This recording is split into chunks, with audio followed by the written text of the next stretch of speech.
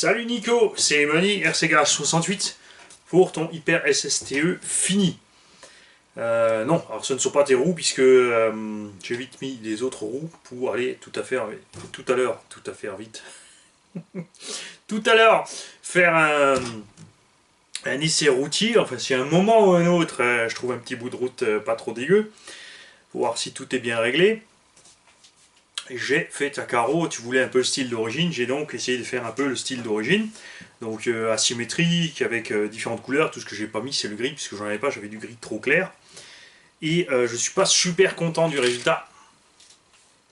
Évidemment la caméra on voit pas tout, mais j'ai utilisé du Fash Mask, enfin pas du Fash Mask, non, j'utilise le Fash Mask Parma, et là j'ai utilisé le BT Design, et le BT Design est hyper liquide, il s'agglomère en fait dans les coins, il sèche pas comme il faut ensuite dans les coins, et la peinture est passée en dessous au niveau des jonctions, ce qui m'arrive nettement moins avec le Parma. Et la peinture aussi n'a pas séché aussi vite que prévu, puisqu'il y a une chute de température. J'ai donc à certains endroits, la peinture s'est mélangée avec la couleur, la couche suivante. Tu verras ça quand tu l'auras en main.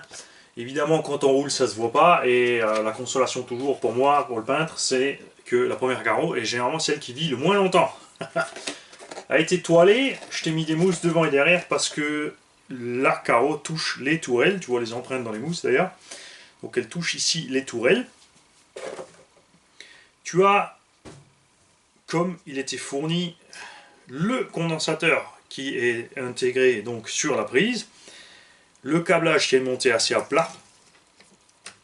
Donc quand tu montes ta lipo, tu peux brancher ta prise ici tranquille au milieu, ce qui permettra de passer en fait sous la ligne de la carrosserie, parce qu'il n'y a pas beaucoup de place là-dessous en hauteur. Si le câble passe au-dessus, il va frotter sur la carreau. Je vais peut-être te rajouter un bout de toilage ici d'office, comme ça tu es tranquille.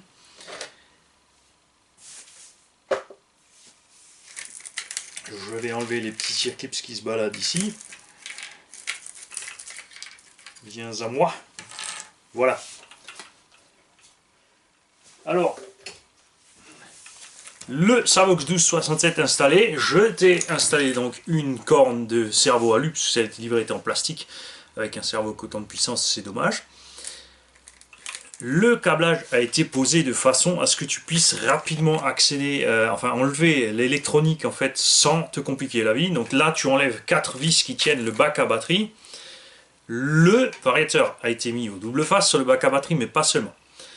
J'ai vissé le variateur à la plaque de fixation du vario, et le rilsan là derrière ne tient pas, il n'est pas fait pour tenir le vario, il guide uniquement les câbles en place sans les serrer pour qu'ils puissent bien avoir du jeu. Le bouton on-off a été monté ici sur le vario à l'arrière.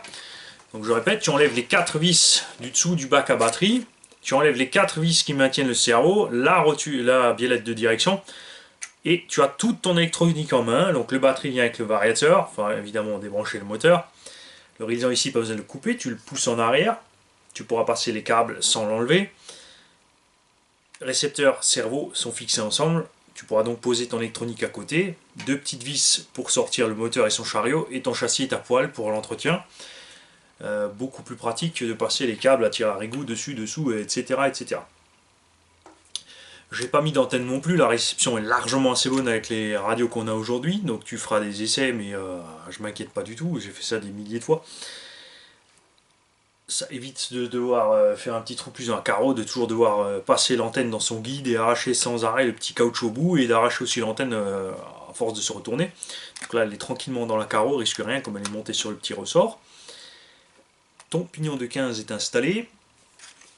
J'ai fait évidemment un petit rodage statique, c'est-à-dire j'ai laissé rouler 5 minutes le véhicule à vide sur l'établi, les roues en l'air, à 10-20% des gaz. Ensuite on a bloqué pendant 1 minute chaque roue tour à tour pour bien faire fonctionner les différentiels, etc. Ton engin est donc neuf, totalement. Il y aura évidemment des traces de doigts de manie un peu partout. Au niveau des réglages, là je l'ai réglé assez ferme, parce que quand la batterie est dedans, on est, moi je trouve de façon bien agréable. C'est sûr que c'est un circuit, on pourra largement faire plus mou. Moi je préfère être plus haut, parce que pour l'essai j'ai pas envie de rayer ton châssis. Et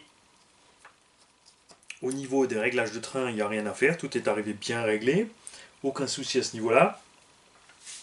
J'aurais dû, avec aussi ta carrosserie, en plus d'utiliser l'autre masque habituel, en fait, le orange est un peu... Il est beau, mais j'aurais dû te mettre un peu de métallisé en dessous pour que le orange ressorte mieux au niveau de la carreau. Ça aurait été un peu plus sympa. Il n'y a rien de plus à dire. Montage relativement simple. J'ai donc démonté tous les 3 diffs entièrement, totalement, clavette par clavette, rondelle par rondelle, mis de l'huile entre tout et tout remonté. Alors comme il y avait de la graisse d'origine dans les diffs, ça fait un espèce de mélange entre la graisse et l'huile qui devient en général blanchâtre selon les graisses et les huiles, mais en général c'est comme ça. Je te conseille donc au bout de 50 packs d'ouvrir tes 3 différentiels. Normalement tu auras eu la vidéo comment ça fonctionne.